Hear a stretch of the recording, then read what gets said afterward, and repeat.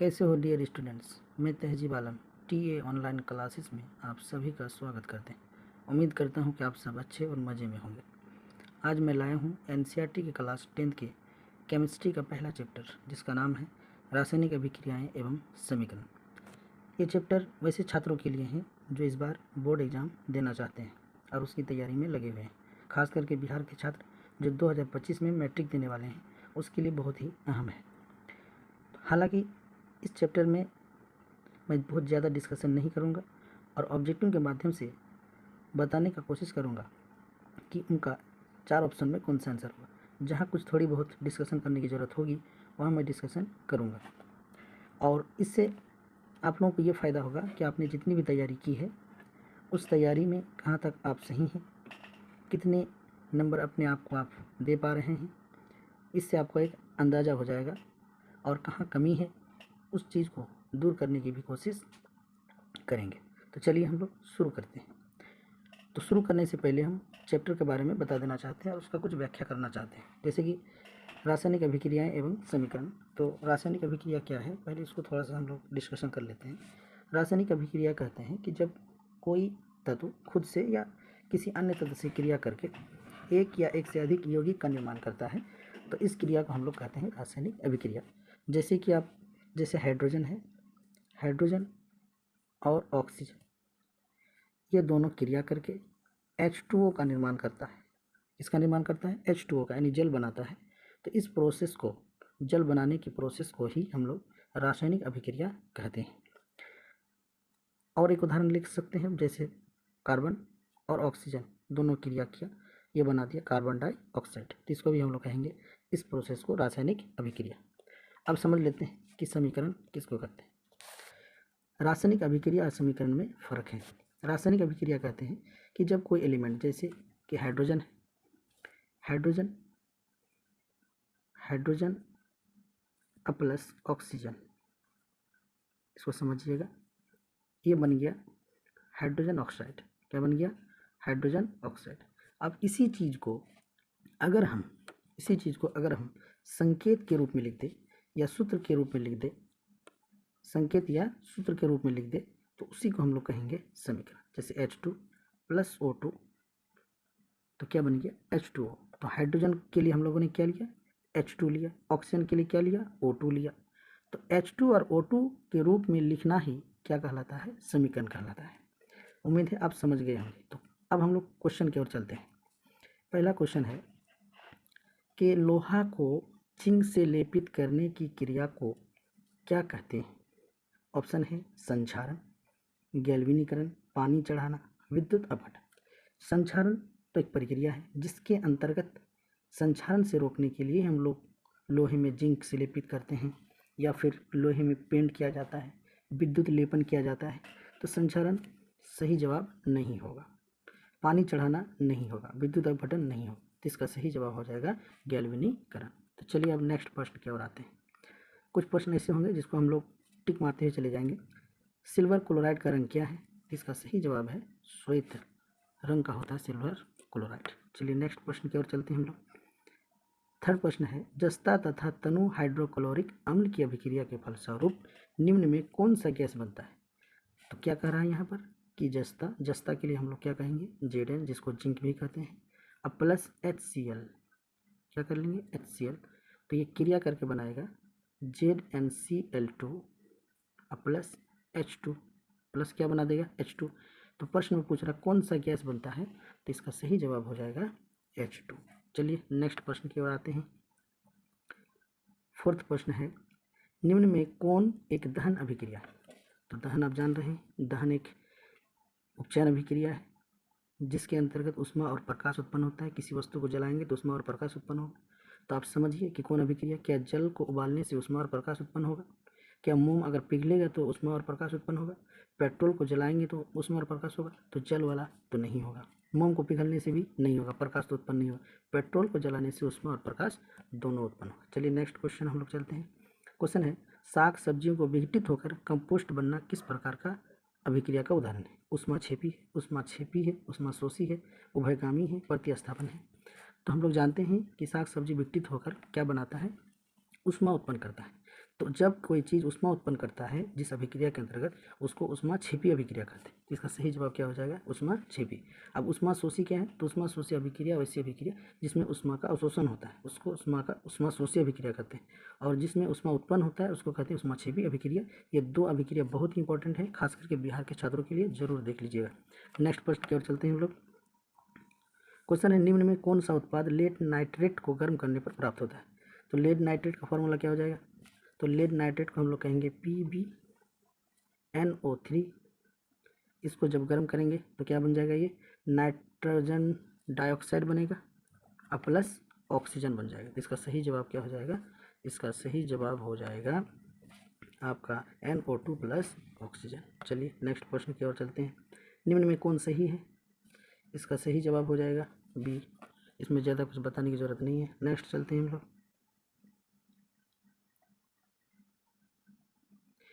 निम्नलिखित अभिक्रिया में अपघटन की अभिक्रिया कौन है? तो चलिए इसको समझते हैं। अपघटन अभिक्रिया को ही हम लोग वियोजन अभिक्रिया कहते हैं। अपघटन को ही हम लोग क्या कहते हैं? वियोजन।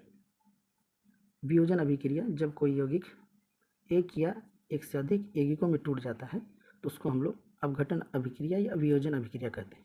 तो चलिए इन सारे ऑप्शनों में हम लोग देख लेते हैं कि कौन टूट रहा है। तो चलिए पहला है सोडियम हाइड्रोक्साइड प्लस HCl। उसके बाद रिएक्शन बन गया सोडियम क्लोराइड प्लस जल। दूसरा है अमोनियम साइनाइड ऑक्साइड, ये भी नहीं टूट रहा है। यहाँ देख रहे हैं कि पोटेशियम क्लोरीन ऑक्साइड जो है ये दो भागों में टूट रहा है। तो जब टूटेगा कोई अभिक्रिया तो उसी को हम लोग अपघटन या वियोजन कहेंगे। तो इसका सही जवाब हो जाएगा सी। चलिए नेक्स्ट प्रश्न की ओर चलते हैं।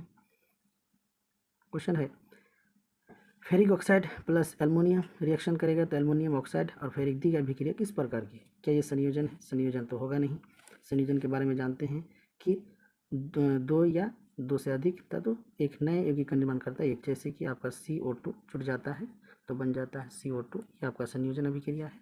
अगर आपका H2 प्लस ऑक्सीजन है, ये जुट के वाटर बनाता है, ये संयोजन अभिक्रिया है। तो संयोजन अभिक्रिया होगा नहीं। दूसरा है द्विविस्थापन अभिक्रिया। द्विविस्थापन अभिक्रिया भी होगा नहीं। क्यों? क्योंकि द्विविस्थापन अभिक्रिया में आयनों का आदान प्रदान होता है, एक्सचेंज होता है। तीसरा है वियोजन अभिक्रिया। वियोजन अभिक्रिया तो होगा ही नहीं। इसका मतलब इसका सही जवाब हो जाएगा विस्थापन अभिक्रिया। चलिए नेक्स्ट प्रश्न की ओर चलते हैं। 10 नंबर प्रश्न कहता है, लोह चूर्ण पर तनु हाइड्रोक्लोरिक अम्ल डालने से क्या होता है? तो लोह चूर्ण का मतलब क्या हो गया? आयरन Fe, और इसमें डालना है HCl यानी हाइड्रोक्लोरिक एसिड। ये रिएक्शन करेगा तो बनेगा FeCl3। क्या बनेगा? FeCl3 प्लस H2 बनेगा, गैस उत्पन्न करेगा H2, अब बनेगा फेरिक क्लोराइड। चलिए देख लेते हैं। फेरिक क्लोराइड बोल सकते हैं या इसी को हम लोग बोलते हैं आयरन क्लोराइड भी बोल सकते हैं। तो चलिए इसका सही जवाब कौन होता है?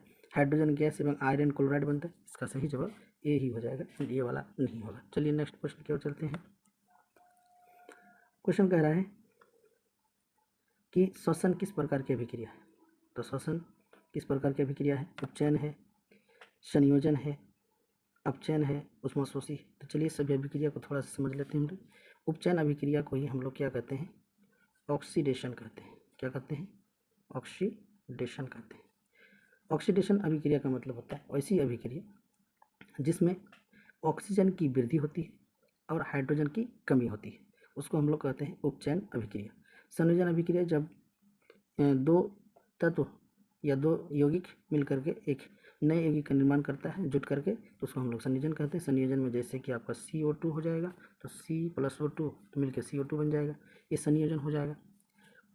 उसके बाद हम लोग देख रहे हैं अपचयन। अपचयन का मतलब जिसमें ऑक्सीजन की कमी होगी और हाइड्रोजन का वृद्धि होगी, तो ये हो जाएगा अपचयन। ऊष्माशोषी, ऊष्मा का क्या हो जाएगा? अवशोषण होगा। तो इसका सही जवाब हो जाएगा उपचयन। क्या हो जाएगा? उपचयन होगा इसका सही जवाब। तो चलिए नेक्स्ट प्रश्न की ओर चलते हैं हम लोग। CuO यानी copper oxide plus H2, Cu plus H2 किस प्रकार की अभिक्रिया है? तो इसका याद कीजिएगा, ये बिल्कुल आपका इसका सही जवाब होगा रेडॉक्स अभिक्रिया। कॉपर ऑक्साइड प्लस H2, क्योंकि कॉपर से ऑक्सीजन की कमी हो रही है, हाइड्रोजन में वृद्धि हो रही है। यहाँ पर हाइड्रोजन में ऑक्सीजन कमी हो रही है, हाइड्रोजन में वृद्धि हो रही है, इसीलिए यहाँ पर दोनों अभिक्रिया होगा।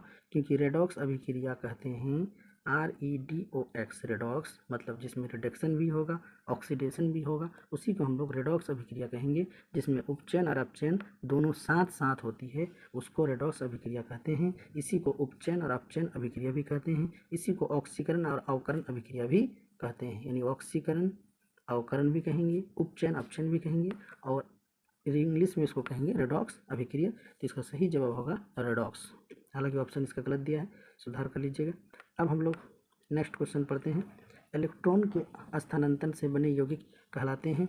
इसका सही जवाब होगा विद्युत संयोजी। नेक्स्ट क्वेश्चन चलते हैं हम लोग। नीचे दिए गए अभिक्रिया में कौन सा कथन सही है? Cu+O2 कॉपर का ऑक्सीजन का हो रहा है, यानी ऑक्सीजन कॉपर में जुट रहा है। तो इसका मतलब क्या हो जाएगा?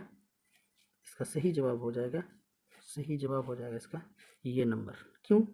ऑक्सीजन का मतलब होता है ऑक्सीजन का वृद्धि होना, तो वृद्धि हो रहा है कॉपर ऑक्साइड, इसीलिए इसका कॉपर का ऑक्सीकरण ही सही जवाब होगा। चलिए नेक्स्ट प्रश्न की ओर चलते हैं। निम्नलिखित समीकरण है, कौन सा समीकरण है भाई? तो H2+Cl2 HCl, बहुत ही आसान है। H2Cl2 मिल करके HCl बना, तो ये कौन सा अभिक्रिया हो जाएगा? तो ये अभिक्रिया हो जाएगा आपका संयोजन अभिक्रिया हो जाएगा। कौन अभिक्रिया? संयोजन अभिक्रिया। अपघटन में टूटता है, संयोजन में जुटता है, द्विविस्थापन में आयनों का आदान प्रदान होता है, और एकल विस्थापन में एक ही एलिमेंट का विस्थापित किया जाता है। चलिए नेक्स्ट प्रश्न की ओर चलते हैं। निम्नलिखित में कौन सा द्विविस्थापन अभिक्रिया है? तो इसमें आयनों का आदान प्रदान होगा, तो इसका सही जवाब हो जाएगा सी। चलिए नेक्स्ट प्रश्न की ओर चलते हैं। निम्नलिखित अभिक्रिया में कौन विस्थापन अभिक्रिया है? मतलब एक ही एलिमेंट को विस्थापित किया जाएगा, तो इसका सही जवाब हम लोग ले लेते हैं। कौन हो जाएगा इसका सही जवाब? सी हो जाएगा इसका सही जवाब। फेरिक प्लस कॉपर सल्फेट, ये बन जाएगा फेरिक सल्फेट प्लस कॉपर। चलिए नेक्स्ट प्रश्न की ओर हम लोग लिखते हैं। अवक्षेपण अभिक्रिया किस प्रकार का लवण प्राप्त करता है? तो इसका सही जवाब हो जाएगा अविलय। क्या हो जाएगा? अविलय होगा इसका सही जवाब। चलिए नेक्स्ट हम लोग चलते हैं। निम्नलिखित में कौन एक अपघटन अभिक्रिया का उदाहरण नहीं है? नहीं पर ध्यान दीजिएगा, यहाँ नहीं लिखा हुआ है, नहीं पर ध्यान देना है, नहीं तो आप मिस्टेक कर सकते हैं। चलिए यहाँ पर इस प्रश्न को देख लेते हैं। कैल्शियम कार्बोनेट प्लस, यहाँ पर थोड़ा सा मिस्टेक है, इसको सुधार कर सकते हैं, यहाँ तीर का निशान होगा। Calcium oxide plus carbon dioxide, उसके बाद है पोटेशियम क्लोरीन ऑक्साइड। कहता है कौन अपघटन अभिक्रिया नहीं है, तो कौन टूटने वाला नहीं है? तो टूटने वाला कौन नहीं? ये भी टूट रहा है, ये भी टूट रहा है, ये टूट नहीं रहा। इसका सही जवाब क्या हो जाएगा? इसका सही जवाब हो जाएगा सी, क्योंकि ये आपका अपघटन अभिक्रिया नहीं है। ये आपका कौन सा अभिक्रिया है? ये संयोजन अभिक्रिया है। कैसा अभिक्रिया है? ये संयोजन अभिक्रिया है। संयोजन का एक नाम और याद रखिएगा आप, संश्लेषण अभिक्रिया भी कहते हैं इसको। क्या कहते हैं? संश्लेषण अभिक्रिया। चलिए नेक्स्ट प्रश्न और लास्ट प्रश्न के हम लोग देख लेते हैं। निम्नलिखित में कौन एक रेडॉक्स अभिक्रिया है? कौन एक रेडॉक्स अभिक्रिया था? इसका सही जवाब हो जाएगा आपका सी हो जाएगा, रेडॉक्स अभिक्रिया है। चलिए आज इतना ही, फिर हम लोग नेक्स्ट वीडियो में मिलेंगे। आपको ये सेशन कैसा लगा? अगर अच्छा लगा तो कमेंट सेक्शन में ज़रूर बताइए, ताकि हम दूसरा वीडियो लेकर ज़रूर आए। और साथ में ये भी बताइए कि आपका कितना स्कोर बना। बहुत बहुत धन्यवाद।